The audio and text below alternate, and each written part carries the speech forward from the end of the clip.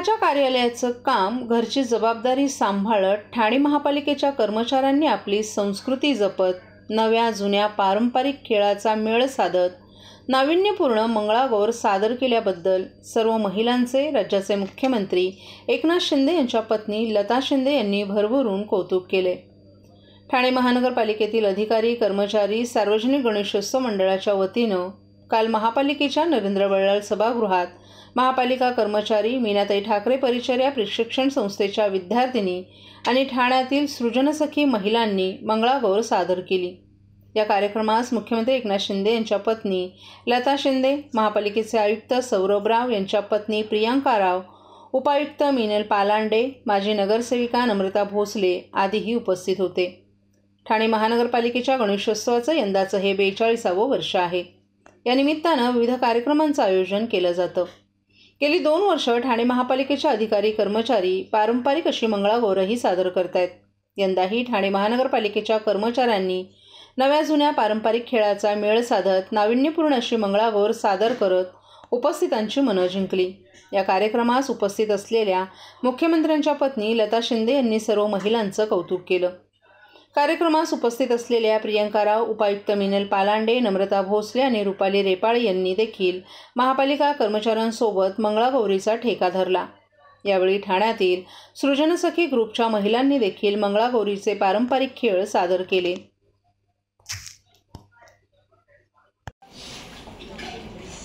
पहिलं तर सर्व सगळ्यांना गणपतीच्या खूप खूप शुभेच्छा।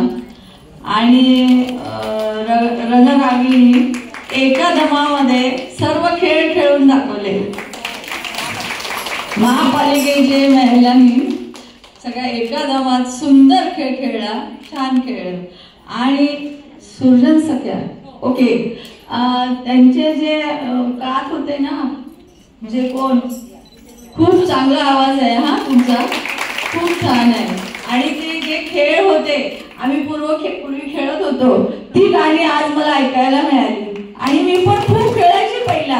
तुम्ही मला फुगडी घालायला बोलवलं, पण मी ना आज नाही, म्हणजे पाय दुखतात ना, म्हणून मी आज नाही खेळली, नाही तर मी खूप खेळते।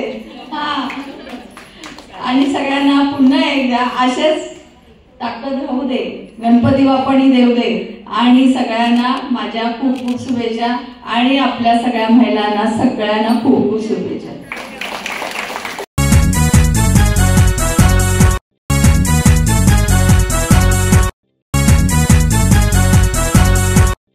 महाराष्ट्रातील भगिनींना आधार देणारी राज्य शासनाची मुख्यमंत्री माझी लाडकी बहीण योजना। या योजनेअंतर्गत अल्प उत्पन्न गटातील 21 ते 65 वयोगटाच्या भगिनींना मिळणार दरमहा 1500 रुपयांची मदत। अर्ज करण्यासाठी 31 ऑगस्ट 2024 पर्यंत मुदतवाढ। कुटुंबाचं वार्षिक उत्पन्न 2.5 लाख रुपयांपेक्षा कमी असलेल्या महिला पात्र। कुटुंबाकडे पिवळं किंवा केशरी रेशन कार्ड असल्यास उत्पन्नाचा दाखला आवश्यक नाही।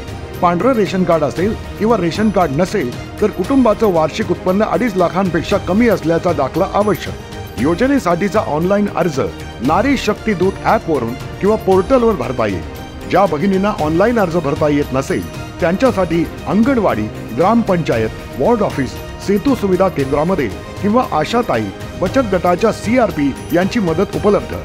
आता आपल्याला अभिमानाने म्हणता येईल, सुखी आणि सुरक्षित आहे माझी लाडकी बहीण।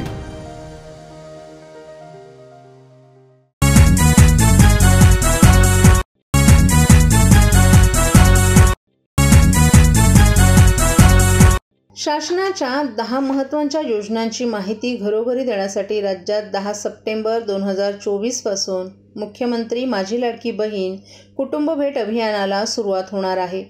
मुख्यमंत्री एकनाथ शिंदे हे 15 कुटुंबियांची भेट घेऊन अभियानाचा शुभारंभ करणार आहेत। आज वर्षा निवासस्थानी आयोजित पत्रकार परिषदेत मुख्यमंत्र्यांनी या अभियानाविषयी माहिती दिली। या अभियानात शिवसैनिक दररोज 15 कुटुंबियांची भेट घेतील। मुख्यमंत्री माझी लाडकी बहीण योजनेचा ज्यांना लाभ झालाय त्या कुटुंबांना आणि ज्यांच्यापर्यंत ही योजना पोहोचली नाही अशा कुटुंबांची देखील भेट घेऊन त्यांना योजनेत सामावून घेण्याचे प्रयत्न केले जातील। उद्या मुख्यमंत्री लाडकी बहीण कुटुंब भेट अभियानाचे ॲप लॉन्च होणार असल्याचं मुख्यमंत्र्यांनी सांगितलं। तत्पूर्वी राज्यभरातील शिवसेनेचे मंत्री, खासदार, आमदार आणि कार्यकर्ते यांच्याशी मुख्यमंत्री एकनाथ शिंदे यांनी व्हिडिओ कॉन्फरन्सद्वारे संवाद साधला। मुख्यमंत्री माझी लाडकी बहीण योजना, लेक लाडकी लखपती योजना, मुख्यमंत्री युवा कार्यप्रशिक्षण योजना, मुख्यमंत्री अन्नपूर्णा योजना, मुलींसाठी मोफत उच्च शिक्षण योजना, मुख्यमंत्री वयोश्री योजना, मुख्यमंत्री तीर्थदर्शन योजना, मुख्यमंत्री कृषीपंप वीज बिल माफ योजना, कामगार कल्याण योजना, महिला बचत गटासाठी विविध योजना अशा टॉप 10 योजनांबाबत कुटुंबांना माहिती देणं, योजनांचा लाभ मिळाला की नाही याबाबत विचारपूस करणं, लाभ मिळाला नसेल तर तो मिळवून देण्यासाठी त्यांना मदत करणं, शासनाच्या इतर योजनांची प्रक्रिया कुटुंबियांना समजावून सांगणं हा मुख्यमंत्री माझी लाडकी बहीण कुटुंब भेट अभियानाचा मुख्य उद्देश असल्याचं मुख्यमंत्र्यांनी सांगितलं. यामुळे कुटुंबातील एखादा वंचित असल्यास त्याची नोंद घेऊन या अभियानामुळे त्याचा लाभ मिळेल असा विश्वास मुख्यमंत्र्यांनी व्यक्त केलाय. या कुटुंब भेटीत काही मागायला नाही तर जनतेला देण्याचा सरकारचा प्रयत्न आहे. वारकऱ्यांसाठी महामंडळ करून त्यांना अधिक मदत घेण्याचा निर्णय शासनानं केला आहे. शिवसेनेच्या माध्यमातून आपल्या पक्षाच्या धोरणानुसार ही मोहीम राबवली जाणार असल्याचं त्यांनी सांगितलं. मुख्यमंत्री माझी लाडकी बहीण योजनेच्या नोंदणीला 30 सप्टेंबर 2024 पर्यंत मुदतवाढ दिली आहे. या योजनेचे अनेकांनी चांगले अनुभव लाभार्थ्यांनी सांगितलेत. बहिणींना खऱ्या अर्थानं मदतीचा हात देणारी ही योजना असल्याचं त्यांनी सांगितलं. आतापर्यंतच्या इतिहासात संपूर्ण कुटुंबासाठी कल्याणकारी योजना आल्या नव्हत्या. अर्थव्यवस्थेला चालना देणारी सर्वात मोठी शक्ती महिला आहे. घराचं बजेट चालवणारी महिला असून तिच्या हाती येणारे पैसे पुन्हा अर्थव्यवस्थेत येणार आहेत. महाराष्ट्राची अर्थव्यवस्था मजबूत झाली तर त्याचा देशाला फायदा होईल असंही मुख्यमंत्र्यांनी सांगितलं. महाराष्ट्र आज उद्योग, इन्फ्रा, कृषी, गुंतवणूक या क्षेत्रात पहिल्या क्रमांकावर आहे. आपलं सरकार येण्यापूर्वी महाराष्ट्र गुंतवणुकीत पिछाडीवर गेला असल्याचंही त्यांनी नमूद केलं. या अभियानात सर्व कार्यकर्त्यांच्या मोबाईलमध्ये विशेष ॲपचा समावेश असेल. या ॲपमध्ये जिओ ट्रॅकिंग होणार आहे. हिंदू हृदय सम्राट बाळासाहेब ठाकरे यांनी 80% समाजकारण आणि 20% राजकारण करण्याची शिकवण दिली. या शिकवणीनुसारच शिवसेनेचा प्रत्येक पदाधिकारी आणि कार्यकर्ता काम करत असल्याचं मुख्यमंत्र्यांनी सांगितलं.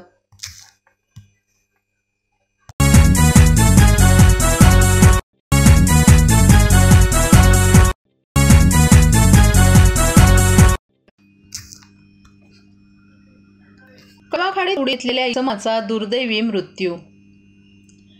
ठाण्यातील कळवाखाडीमध्ये एका अज्ञात व्यक्तीनं जुन्या कळवा पुलावरून उडी घेतल्याची दुर्दैवी घटना घडली आहे. ही घटना जवाहरबाग अग्निशमन केंद्रानं आपत्ती व्यवस्थापन कक्षाला कळवली. खाडीतील पाण्याची पातळी कमी असल्यामुळे ही व्यक्ती चिखलात अडकली होती. या घटनेची माहिती मिळताच कळवा पोलीस, आपत्ती व्यवस्थापन विभाग, आपत्ती प्रतिसाद दलाचे जवान आणि अग्निशमन दलाचे जवान तातडीनं घटनास्थळी दाखल झाले. खासगी बोटीच्या साहाय्यानं या व्यक्तीला खाडीमधून बाहेर काढण्यात आलं. या व्यक्तीला तातडीनं उपचारासाठी छत्रपती शिवाजी महाराज रुग्णालय कळवा येथे दाखल करण्यात आलं. मात्र डॉक्टरांनी त्याला मृत घोषित केली आहे अशी माहिती कळवा पोलिसांनी दिली आहे. या प्रकरणी पुढील तपास कळवा पोलीस करत आहेत.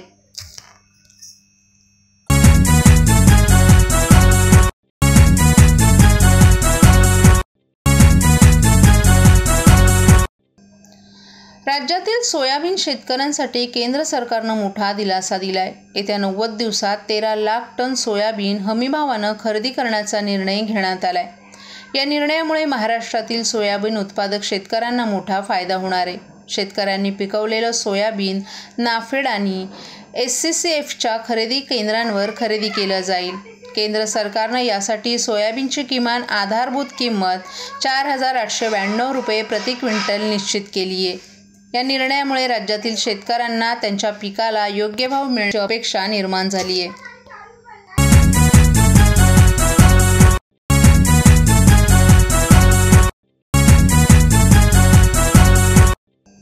नवसाला पावणारी अशी ख्याती असलेली टेंभेनाक्यावरच्या देवीची मूर्ती जय धर्मादाय संस्थेच्या वतीनं साजरा होणारा प्रसिद्ध नवरात्र उत्सव दिनांक 3 ऑक्टोबर रोजी सुरू होणार आहे. जय धर्मादाय संस्थेकडून होणारा हा उत्सव खऱ्या अर्थानं दिवंगत आनंद दिघे यांनी नावारूपाला आणला. नवसाला पावणारी म्हणून ओळख असलेल्या देवीची मूर्ती शाडूची असून प्रसिद्ध मूर्तिकार दिवंगत पुंडलिक शिळकर यांनी साकारली होती. पुढे ही परंपरा त्यांचे पुत्र विनोद शिळकर यांनी सुरू ठेवली आहे. देवीच्या मूर्तीचं आज पाटपूजन मुख्यमंत्री एकनाथ शिंदे यांच्या हस्ते करण्यात आलं, तर मंडप पूजन अनंत चतुर्दशीच्या दिवशी 17 तारखेला होणार आहे. या पाठपूजेला आमदार प्रताप सरनाईक, रवींद्र फाटक, खासदार नरेश मस्के, खासदार श्रीकांत शिंदे, कल्याण जिल्हाप्रमुख गोपाल लांडगे, मंडळाचे विश्वस्त आणि पदाधिकारी, शिवसैनिक आणि देवीभक्त यावेळी मोठ्या संख्येनं उपस्थित होते.